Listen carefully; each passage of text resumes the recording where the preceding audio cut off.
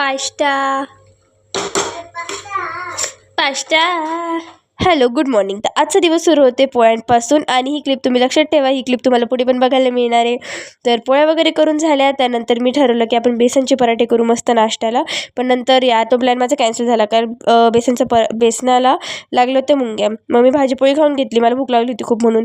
आणि घरच्यांसाठी ठरवलं मी मस्तपैकी पोहे करू आपण. आय होप जेवढी एक्साइटमेंट मला आहे तेवढी एक्साइटमेंट तुम्हाला पण असेल की माझा लेहंगावरचा ब्लाऊज कसा असेल आणि माझं पूर्ण आउटफिट कसा असेल. तर नक्की सबस्क्राईब करून ठेवा. तुम्हाला नक्की पुढे बघायला मिळेल. MSCITला गेले रोजप्रमाणे. नंतर तुम्हाला इथं वेबसाईटचा फोटो दिसेल कारण बाहेर आले मला कळलं की याचा आपण शूटच नाही घेतला. घरी जाता तर मी मम्मीच्या शॉपवर गेली ना ऑफकोर्स तिथे गेली म्हणजे काही काही घेईलच मी.